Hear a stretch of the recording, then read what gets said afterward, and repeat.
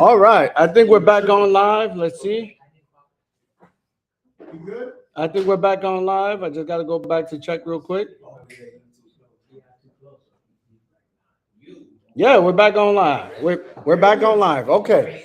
Guys, that was just a little technical difficulty. Some of you will come back on. Hopefully you know what's going on, and you do. It's gonna get a lot better right now. I do have a question. Why did this go? All right, here's the question.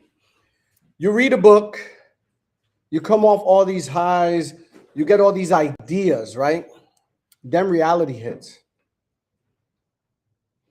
How do you follow up with that reality?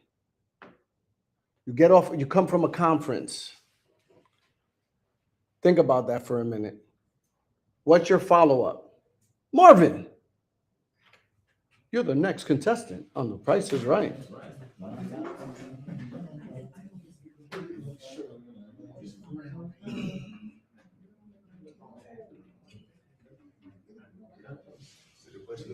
I'll say it for you one more time real quick, all right? We know how it is. You've been an entrepreneur for a little bit now, right? So you've gone to different conferences, gotten advice, hear all these wonderful stories. You read a book. You feel like you are invincible, right? You're riding this conference high. You've been rebuilt. What is your next move after this great high? What do? I'm curious as an entrepreneur, what could you tell other people out there watching that once they come off of a conference, a high, or reading a book or something that's influential to them, what should be their next move? Okay, peace, love, and light, everybody. Well, I will speak from. Look right here so they can hear you. I will speak from my personal experience and come from a mastermind. I made sacrifices to be there. So the first thing that I left with was that I wasn't going to let my sacrifice go in vain. So with that being said, that caused a reflection to see why I'm not doing the things I should be doing and what I should be doing. So one of the books was Extreme Ownership, right? So that made me look at myself and say, I know I'm going to take extreme ownership of my life, what I'm doing, the reason why I'm in the predicament that I'm in, and what I do to move forward to create the reality that I deserve. All right. This looks a lot easier than when you're watching on the other side, right? Than being in front of the camera and not knowing who's watching. No, it's all good. Oh, it's all good. See, your life got me prepared for this. I'm nervous, but I'm ready for the challenge. Okay. It is what it is. Yeah. So tell us why you got into entrepreneurship. Why was it important for you? Because you're used to a 9-to-5, correct? Correct. So why entrepreneurship? Was it the money? What was it? I would say I would go back to one of my favorite quotes that kind of like resonate. And that quote is, unfortunately, everybody not here to evolve. They here to show you what it look like if you don't. When you come from Miami, I didn't want to be on that fence. I seen people that didn't evolve. So I had to make a decision which side I want to be on. So I want to make sure I'm that representation of that person that evolved. All right. Before I let you go, because I do believe in your movement, can you let the people know what you're doing? What is it that you do? What's your movement with these kids? Right now, like I was just stated, I don't want to be part. I want to be part of that representation of how to evolve, what it looked like to evolve, and that's something that I didn't know at my age. So my goal is to spread that to the younger generation, so we can actually start creating this generational wealth and let the legacies roll in. Okay, what's the name of the organization that you started? Let them know. It's from Jits to Gents. Jits to Gents. Okay, thank you. Well, he doesn't want to let go. I'm like, get out of here. All right. I'm going to bring up a co-host of mine. Every now and then, we have fun with these shows. So I have a question for him, Mr. Mark Tarolia. He is now an author, so we got to respect the name. What's the question? All right. See, you got into this business as a, at first to change your life and everything. Mm-hmm. Why mentorship? And do you have a mentor? And lastly, how important is it if you do? Okay, that's a 3-part question, Yes, right? there you go. Hey, look, good afternoon, good evening, good morning. Depends on what time you watch this, and this might be a recording, so depending on time zone you're on. Now, why do I mentor? Right, that's the first question. Why you choose mentorship? Okay, because I'm being the person that I wish I had when I was in my early 20s. I believe if I had me when I was 21 years old, I would have been much further ahead, right? That's one. Yeah. Two was, what's the second question? Do you have any mentors? Oh, no, I don't have a mentor. I have mentors. Why is that important? With plural, with capital letters, right? I have multiple mentors because I cannot get to the next level using my own brain, right? So I'm using other people's brain and I'm borrowing their experience. And what I'm doing, I'm collapsing time when I do that.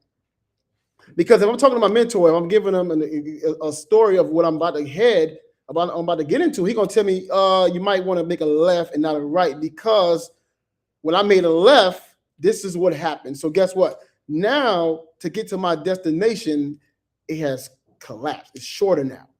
Okay, so what's the third question? Oh, that was it. The mentor. You sure? Yeah. Oh, sure. no, 3. I got room for one more question. Go ahead. Give me another question. That was too short, man. Now that we're an author, right? Oh, okay. 7-figure. Yeah. You've built a business of 7 figures. You have a lot of mentees around you. My question is, as an author, what's next? Because what is there to go to now? You spread out your word. So what's next? So the things I want to develop, I had to go through it first, because I know people have stories out here, right? How am I going to encourage you to write a book and to be an author if I haven't done it first, right? So now, because I'm an author, now if you want to be an author, and I'm sure you do, now it's not going to take you 3 to 5 years to do it. It's going to take you 2 to 3 months. So what's your next step? My next step is to duplicate. The hardest step in the system. Duplication. Okay. But you got to raise your standards. Ooh, that leads me to my next questions, guys. I stopped letting people pick the other people. Let me tell you, I've been able to work and been blessed to been in the presence of a lot of people in this business.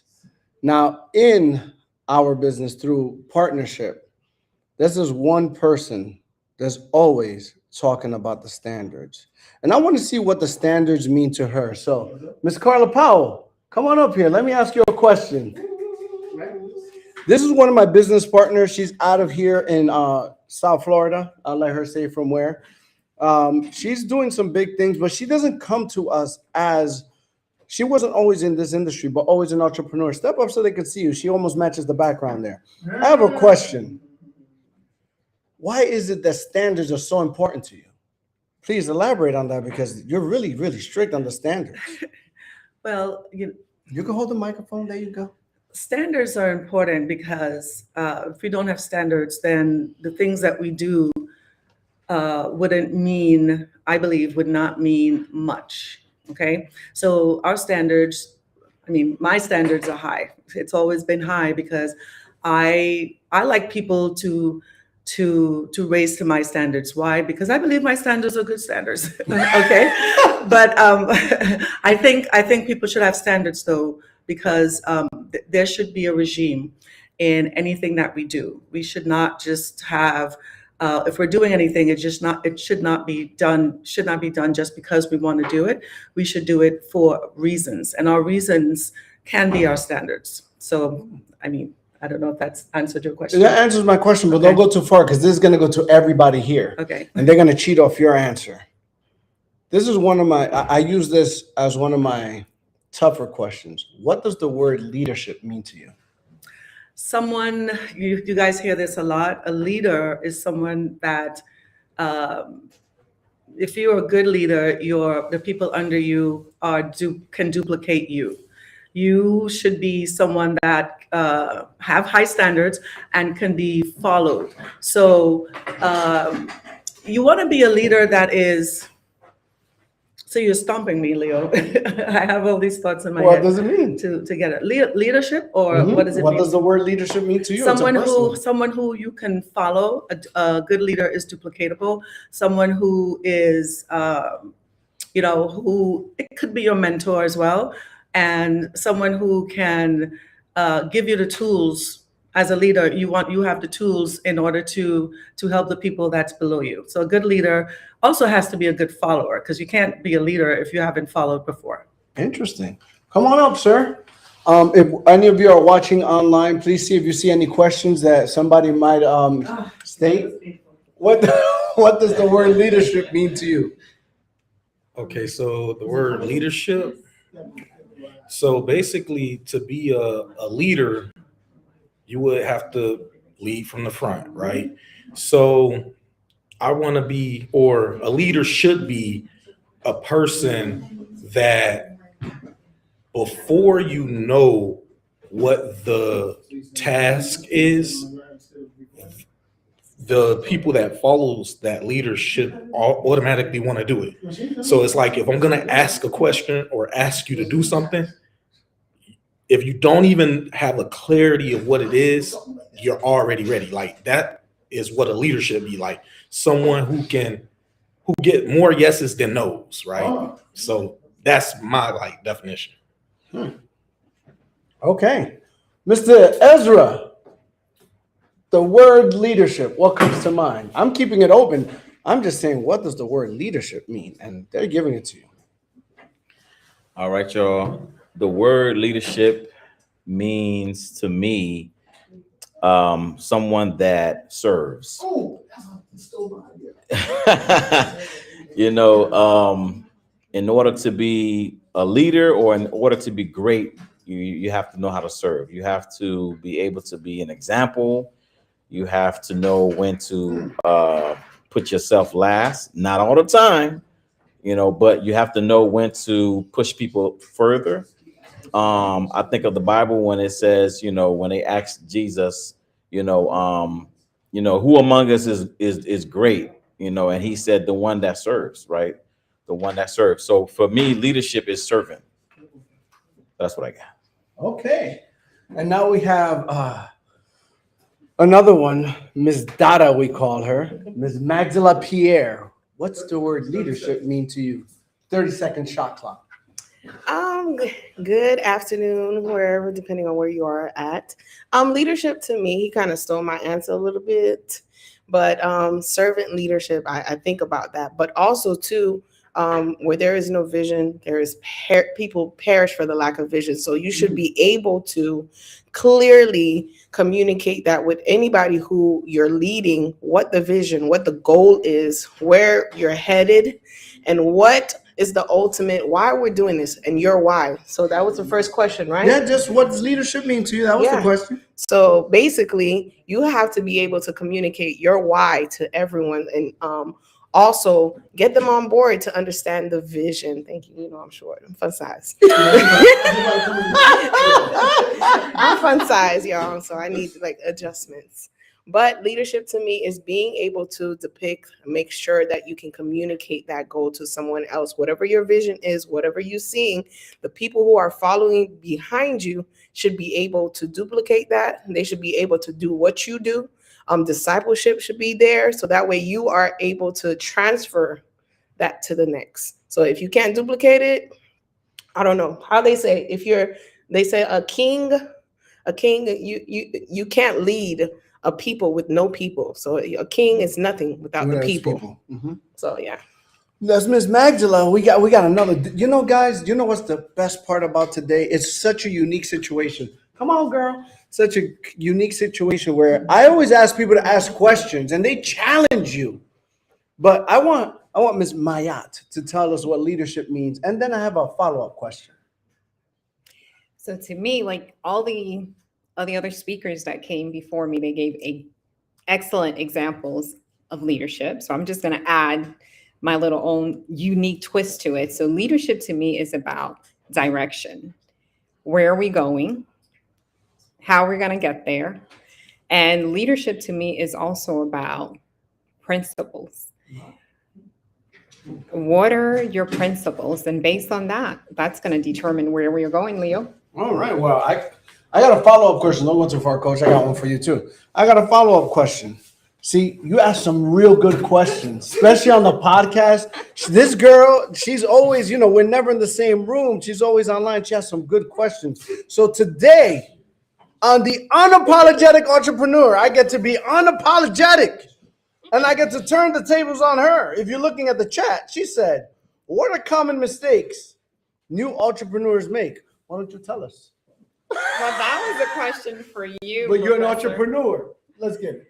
Well, I am a new entrepreneur, so I'm going to base this on my experience. So one of the mistakes that entrepreneurs make is that they don't have a mentor.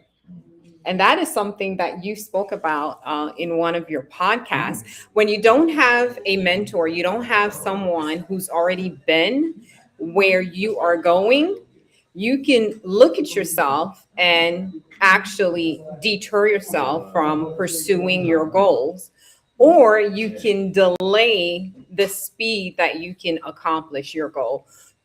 So one of the things that I would say is definitely mentorship. You want me to go on? Or is that Oh, she's taking over. Okay, good.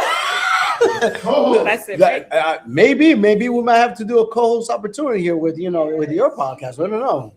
She's very clear. Thank you. I appreciate you. Oh, you are. Oh.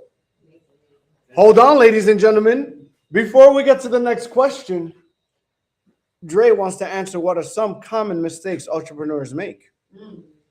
Yeah, this one hit home, okay? Everybody that's out there. Unwillingness, okay? Not being willing to be coached. You go out there, you try to do that, I'm gonna figure it out by myself mentality. I spent a lot of money on marketing materials, a lot of money on just trying to get myself out there. So just don't have that mentality. Like, you're not bigger than the program, okay? He is talking from experience. I wonder where he's got that from. Well, Coach, we have a question here for you, actually. Natasha asked. I love it that this live feel is so much better because they got an answer and they can't run away. So she asked, Coach, what would you say is the hardest thing about duplication? Oh, that's easy. That's the hardest thing about duplication. Yeah, The hardest thing is finding the right people that's willing to duplicate and be coachable. That's the hardest thing. Well, unpack that, sir. Well, a lot of people are not clear about what they want and who they want to become, because there's some sacrifices you will need to make in order to become and transform that person that you see in your vision. Oh, Natasha's on. She said thank you. There it is. Oh, there it is. That was easy. That was too easy. Okay, Mr. Hawkins, come add to that. We have another gentleman here. I like to call him the Grand Wizard, Grandpapa. Whoa, hey, Mr. James Hawkins, we are live. I can't edit this. My bad. Listen, you gotta let them know we live. When you're talking about duplicating, and here's the 4 C's, I call it. First of all, you have to be committed. You have to be consistent. You have to stay connected, and you have to be coachable. Say it one more time. You have to be consistent. You have to stay committed. You have to stay connected, and you have to be coachable. Through that process, you create and build confidence. Yeah. Oh man, sir, don't you hold a podcast as well?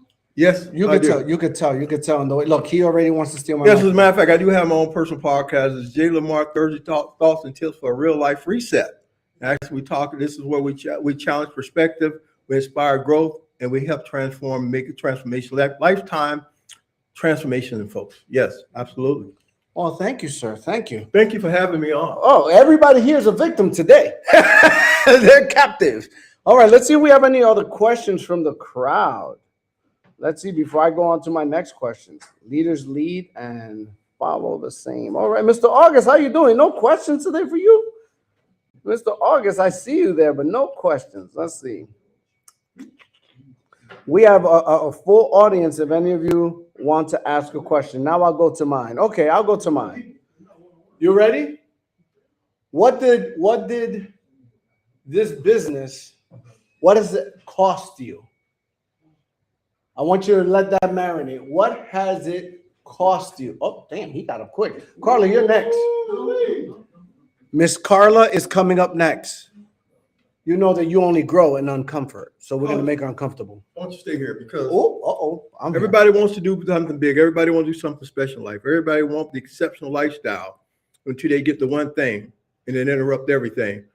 When they get the invoice, they realize what they got to pay, what it's going to cost them. Time, sacrifice, discomfort. When they get that invoice, they look for two things. They look for an excuse, they look for an exit. Man, this guy's just dropping. Next question. No, Carla, come on up. What has it cost you? Me? No, Carla, Carla, come on. What has it get cost up here. What has it cost you? What costs? What is your business? Look, let me tell you something about Carla. She runs a business, okay, on top of this business. I'll let her tell you what it is. Come on, Paula. So it has cost her a lot. So I'm gonna let Carla Powell tell you what it has cost her to be an entrepreneur. What has it cost you? What have you paid for this? Mostly time. I've paid a lot of time. You have to put time into your business. If you don't put time into your business, then your business wouldn't grow. So for me, it is, and still is time. Okay. I got a good question here. Thank you, Miss Carla Powell. And she's another one. I think I'm gonna have her on a co-host. Coach, or anyone actually. What's the question? All of you. You got a question right here. Ready? Here's the question. How do you stay in business with someone you don't care for, but they are beneficial to your business? You gotta unpack that. I don't get that. I'll read that 3 times. I don't get it. Oh, Nisi. I don't get Nisi, you need to unpack that question. How do you stay in business? Hold on. Mr. Ezra can answer your question just like that, pure. Okay? Here. Say it one more time. How do you stay in business with someone you don't care for, but they are beneficial to your business?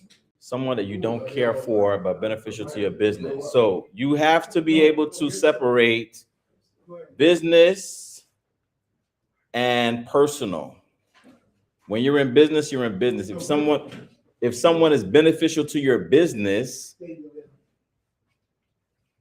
you don't have to be, I don't know the situation, but whatever the situation is, you don't have to be best friends with that person. You don't have to be buddy with that person. But if they're beneficial to that business, you treat them as such. You treat them of value because they're of value.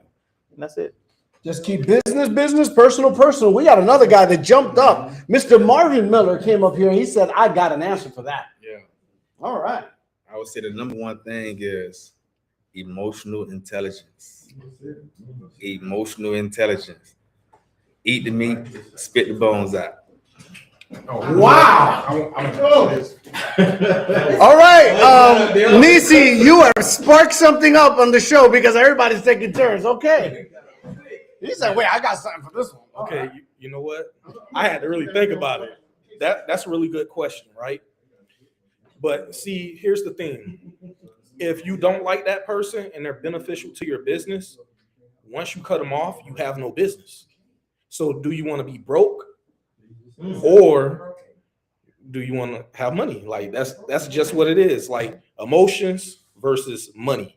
So which one do you care for the most? Well, Nisi, basically they're telling you to suck it up and work with them, but hold on, coach. Oh, Bill Gates and Steve Jobs. Sir, I think they need to hear it. Steve Jobs? Okay. Hold on a second. Okay.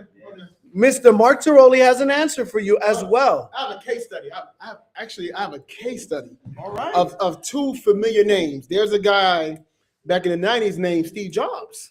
And he was in competition with another guy, another billionaire named Bill Gates. Right?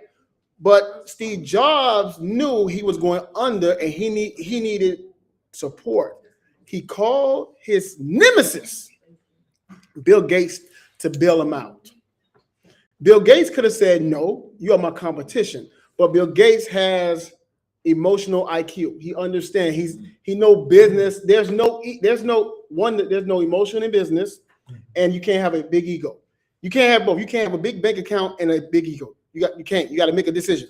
So guess what happened? Steve Jobs said, you know what? This is my nemesis. This is my competition. Let me lower my ego, because ego is not your amigo, and let me call this guy Bill Gates, and he built him out. And guess what? The rest is history, and both of them became juggernauts in the industry. So, all right, look at that. We got case studies here too. I got another question it was directed to Mr. Hawkins, but anybody in the room can take it as well because it precisely says that. Mr. Hawkins and everyone there, what has been the most significant and remarkable moment in your career that has changed your vision and identity? Damn, they went to your identity. Oh, who has that, Natasha? yeah. That's an easy one. Oh, he came with authority. That's a very easy question. Is bringing my daughter in business with me. Whoa. It has gave me a whole new spark. It has given me a new purpose. There's no other moment as great as that has inspired me as much as I'm inspired today. That's the one moment. Coming to business, enjoying this journey with my daughter. Yes.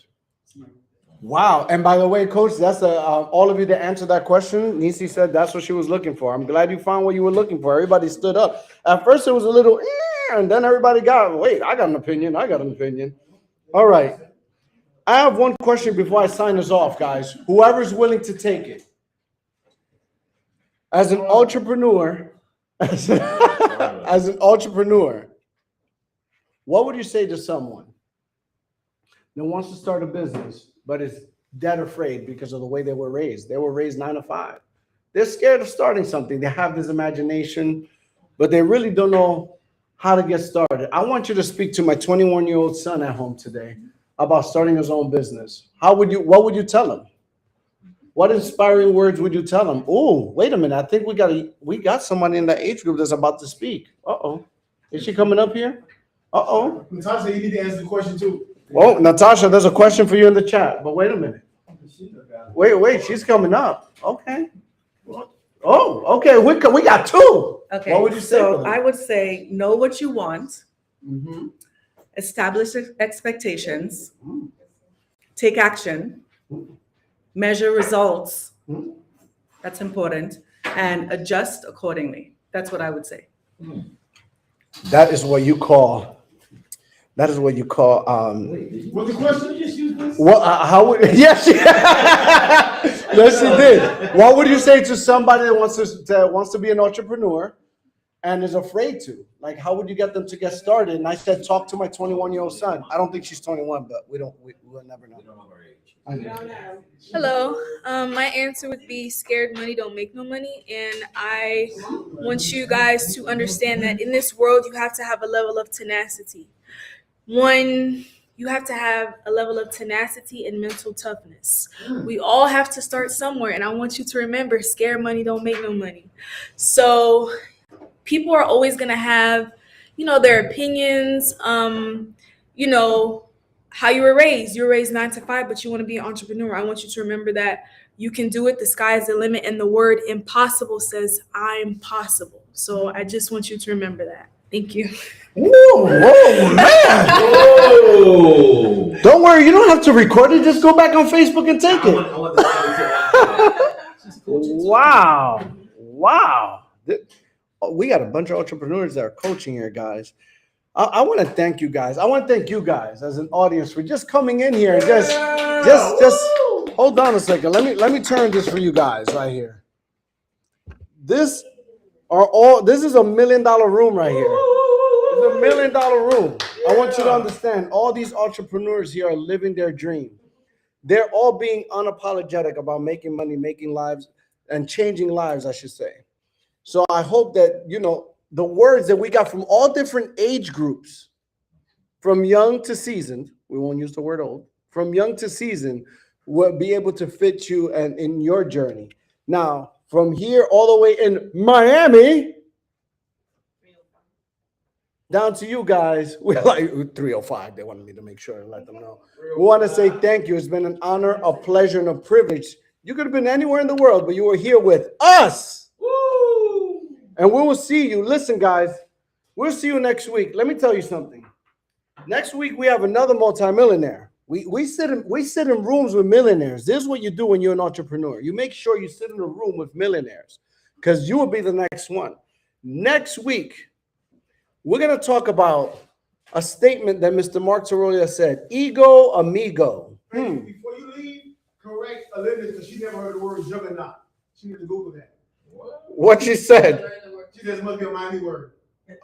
Juggernaut? She never heard of that. Think about Miami Dolphin football or Hurricane football. You know, Limitless, chat GBT it. So next week, we have a multimillionaire that's going to be talking to us about ego and amigo. So please, each one teach one, bring one along. Let everybody know about the show because we're really going to cover some topics. Like, once again, it's been an honor, a pleasure, and a privilege to be here with you today. I would like to say, be blessed. Good show, man. Good show.